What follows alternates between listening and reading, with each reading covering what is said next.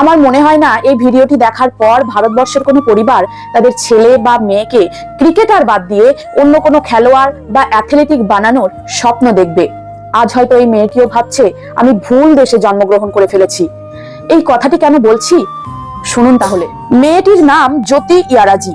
তিনি 2023 সালে Asian athletic চ্যাম্পিয়নশিপে সোনা জিতেছিলেন।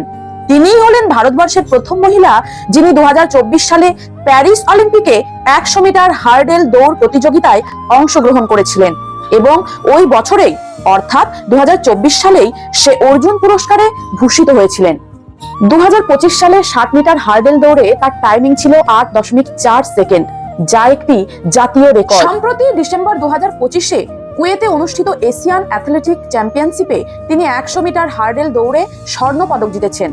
100 মিটার হার্ডেল দৌড়ের রেকর্ড 27 বছর ধরে ছিল চীনের দখলে। 13.6 সেকেন্ডের সেই রেকর্ড ভেঙে দিয়ে জ্যোতি ইয়ারাজি 12.7 সেকেন্ডে 100 মিটার হার্ডেলটি কমপ্লিট করলেন এবং দেশের হয়ে সোনা জিতলেন। কিন্তু দুঃখের বিষয় হলো তাকে যখন গোল্ড মেডেলটি দেওয়া হয়েছিল তখন স্টেডিয়াম পুরোটাই ফাঁকা ছিল। তার জন্য এমন কেউ ছিল না যে উঠে একটু হাততালি দেবে। এই দৃশ্য দেখে জ্যোতি তার চোখে জল ধরে রাখতে পারেনি। এত বড় একটা কাজ যদি কোনো চায়না বা কোনো ইউএস এর মেয়ে করতো তাহলে তাকে নিয়ে মাতামাতির শেষ থাকতো না। কত মিডিয়া খবর করত, কত অর্থ পেত মেয়েটি। কিন্তু আমাদের মতো এই দেশে কত প্রতিভা একটু যত্ন আর অর্থের অভাবে নষ্ট হয়ে যাচ্ছে।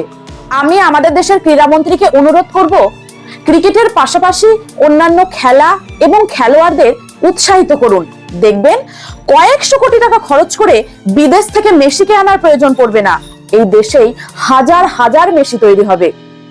নমস্কার। ভিডিওটি ভালো লাগলে অবশ্যই লাইক, কমেন্ট এবং শেয়ার করে পাশে থাকবেন। ধন্যবাদ।